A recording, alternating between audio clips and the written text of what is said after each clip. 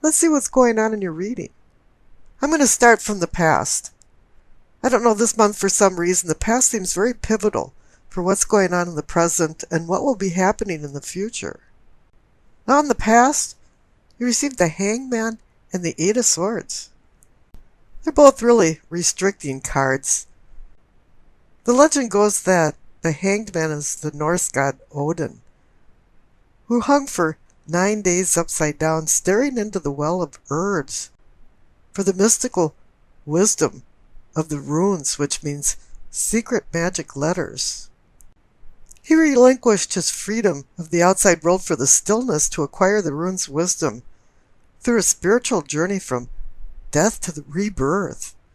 And in the legend, they say he actually did die and come back to life. And here the lesson is to stop controlling the physical world. Look at things in a different light and relinquish the old ideas, because the new ideas are avidly seeking their place. This is the lesson of allowing things to go with the flow without opposition. This is what the Tao religion believes is Wu-Wei. It's called non-doing. Here the Hangman did a voluntary sacrifice for a spiritual awakening. And there usually is some type of sacrifice associated to the Hangman.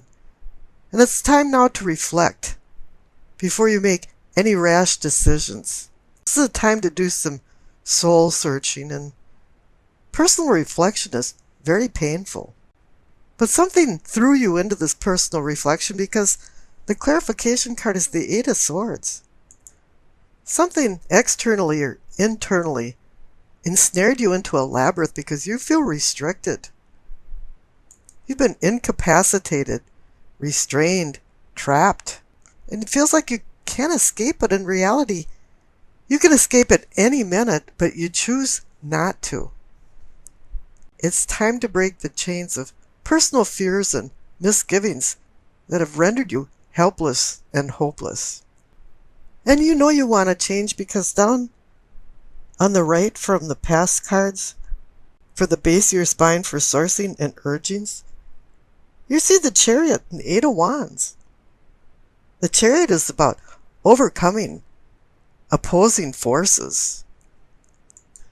He's about discipline, strength of willpower, and going into a spiritual awakening.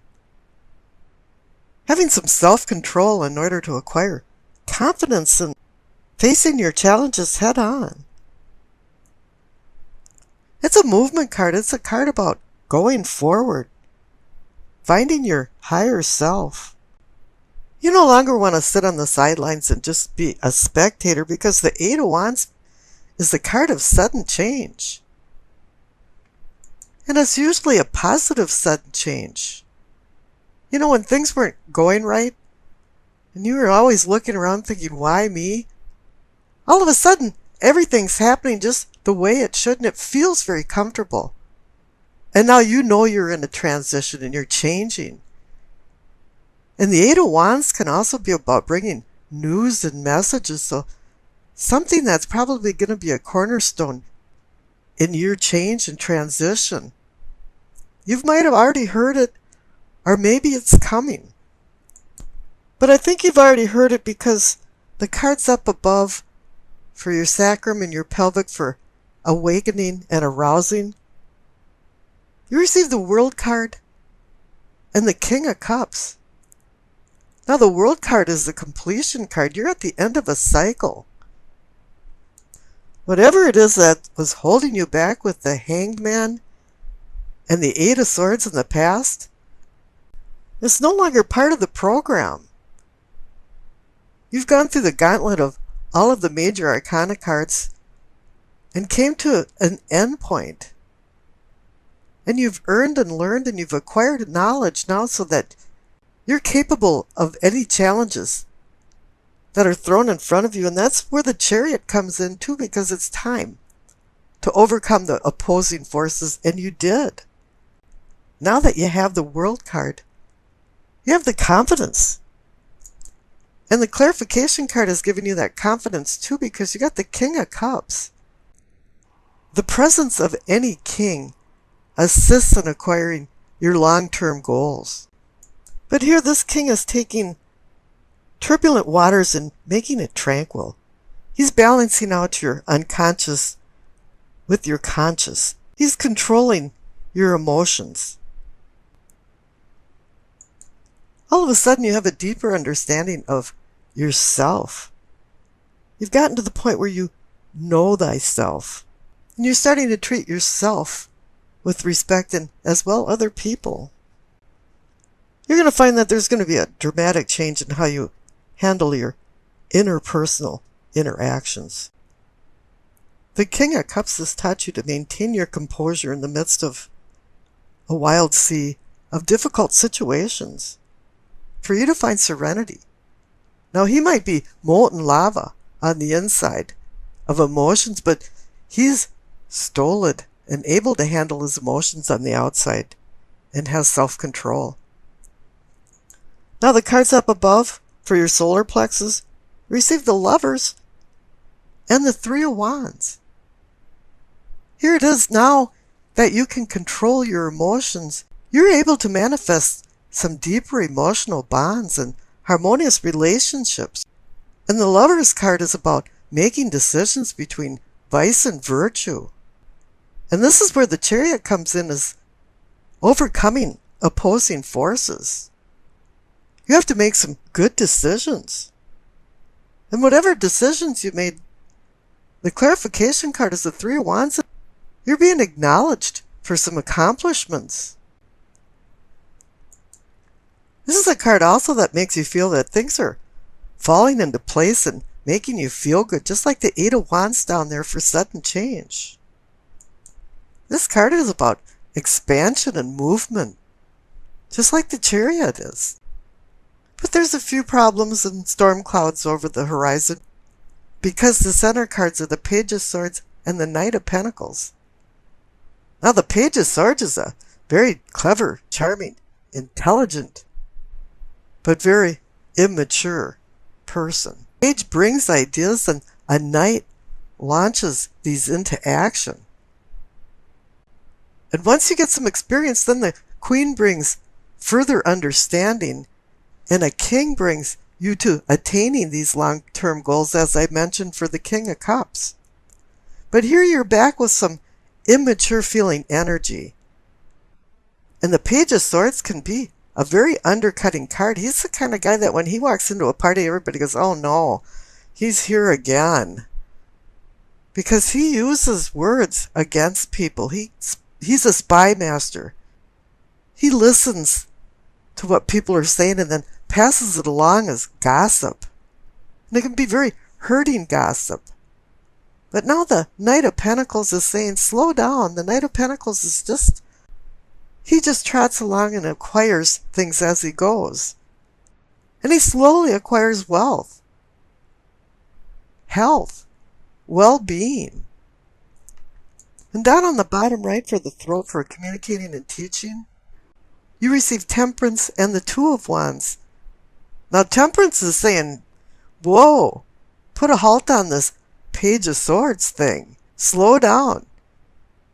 Use the Knight of Pentacles idea of just acquiring things slowly and being very mellow. And the Two of Wands is making plans. You've made some plans. And up there on the top for the solar plexus, you found the Three of Wands. But it's kind of telling you to rethink some of these plans and kind of get this Page of Swords energy out of the picture. And up above for your third eye for seeing and envisioning, you receive the Four of Cups and the Four of Wands. 2 4 cards. The Four of Cups is a contemplative card like the Hanged Man is. All of a sudden you're saying, well, wait a minute now. The Knight of Pentacles says maybe I should slow down a little bit. And I got the Temperance card that's saying, yeah, I should temper my behavior, my decisions. And I got the card about planning again instead of going forward. So maybe I should rethink some things. And now you have the clarification card of the Four of Wands, and you've got the 2, 3, and 4. But the Four of Wands is saying, yeah, this is another celebration card. Is saying, yeah, you've made some success. This is like a rites of passage card for some type of accomplishment, graduation, anniversaries, weddings. And maybe you are being honored for your accomplishments. Now up above for the crown for knowing and understanding, you receive the King of Pentacles. Here's another king, a person that's going to assist you in acquiring your long-term goals, and he's offering a pentacle. This is earth, health, wealth. But here I think it's more health and well-being, because the clarification card is the Ten of Cups. The card with the rainbow of cups, so you can glimpse a little bit of heaven over the rainbow. It's a card about happiness and contentment. And typically, happiness in your family and home. And here you receive the Lover's card over the solar plexus for deepening your emotional bonds and having more harmonious relationships. How wonderful. Now we've discussed the past and some of the restraints involved in it.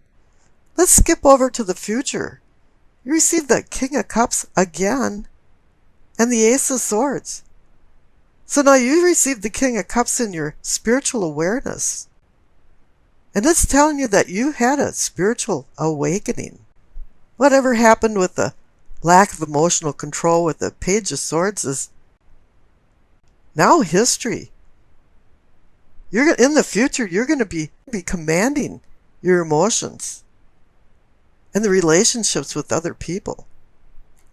Now the Ace of Swords is indicating that it's been a long and hard journey to get where you're at for a new beginning.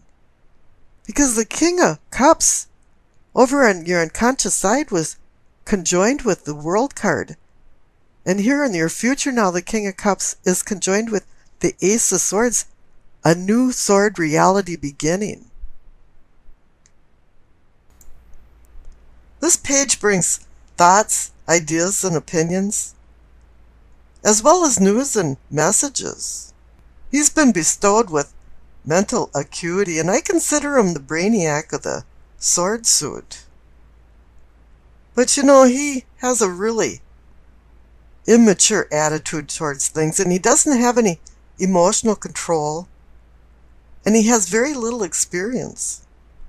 He's the kind of guy that just says jaw-dropping things that's very insulting to people. It might be a virtue to be honest, but you just can't have candor like that. He wants you to reevaluate your goals to make sure that they're realistic. But then again, he'd prefer to ask forgiveness before he would go ahead and just ask permission to do something.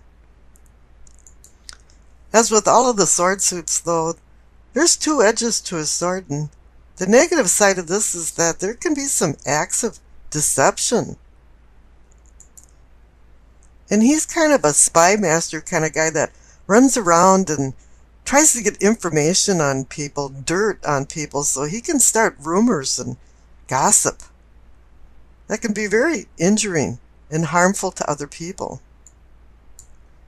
And at times he lacks diplomacy. He really isn't the kind of guy that you want as a neighbor or a co-worker. You know, when he walks into a party, and as usual, uninvited, everybody goes, "Oh no." Now the Emperor is completely opposite to that. He's the mature man, or the patriarch of the family, that organizes things and puts things into structure. Makes sure everybody has responsibilities. And then sets rules and regulations for boundaries. So everybody knows what's going on, and they're on the same page. You know, the Page of Swords and the Emperor is kind of like the satire of the devil and the angel on your shoulders, and the Page of Swords is saying, just go for it, the hell with everybody else, and the Emperor's going, no, you have to make some considerations. Now the Emperor has emotional control, and the Page of Swords is just learning how to deal with emotional control. Now, so it's up to you and your free will which persona you would like to take, the Page of Swords or the Emperor. And it seems like This week, maybe you're vacillating in between both of them. You can be this immature child one minute and be this really mature man or woman the next. Whatever you decide this week, you're going to be moving from more turbulent waters to more tranquil waters because you received the Six of Swords. So hopefully you're moving from the Page of Swords persona to the Emperor's posture. Whatever it is, the Six of Swords is telling you it's time to plot a new course of action. And think about where you've been and what you're doing now and where you want to go in the future. And this card is here to help you with a seamless transition of change. And since this card is about movement, it can be maybe you traveling, going on vacation, going on an adventure or journey. But this doesn't have to be a physical journey. It can be a journey of the mind, too, and your thinking and mental acuity. Because the swords does mean mind, and it means mind over matter. And really, you have to decide what matters to you in your life. Now, I rolled the dice, and you received Capricorn, the moon, in the 11th house. Now with the moon in the 11th house, it makes me think of the Beatles song, Need a Little Help from Your Friends. Because that kind of sums up your emotional fulfillment that comes from this week. It's from friends and family and their support. You figure that there must be an easier and better way of doing business. That's why you've got the Six of Swords there, because you want to move on. And you're seeking out these new ways with the Emperor by your side. And you figure, well, realistically, you can't do all this alone, so you're going to take the me attitude and add we into the party because of the 11th house. It's a house of networking and other people. Your inquiring mind wants to know about many things this week, and you feel the need for opinions and feedback from others because you're really not too sure what to think. And I can see that when you're straggling the line between the Emperor and the Page of Swords, you're not sure what to think. However, even though you canvass and ask people for their opinions, sometimes you just don't agree with their opinion, and then you become really mouthy with them like the wily Page of Swords. And you become insulting. So then, the teamwork goes back from we to me. By the end of the week, you might not feel like you've completely resolved all the issues that you canvassed. But that's no big deal. Next week's another week. Now, you keep changing your moods this week, and they're off the map for some reason. And I think that's because of the presence of the swords, the Page of Swords. This is causing instability in relationships. And your feelings are like waxing and waning of the moon's phases. And the Six of Swords is telling you to move on from these turbulent mood changes to more tranquil, stable, emotional moods. To you this week, strength is found in numbers with open-minded humanitarian thinking. That comes from the 11th house. Now on the 29th, Mars opposes Saturn. It kind of puts a screeching halt on your ambitions. You're going to have to wait till things clear a little bit, and that'll be on the 31st, when Mars sextiles Uranus. And it brings kind of the ingenious you out. And it puts together more nebulous and scattered thoughts, so that no longer you have these kind of roadblocks going on.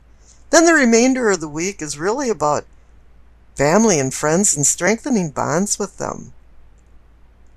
But just speak gentle words and drop some of the emotional intensity that you had earlier in the week.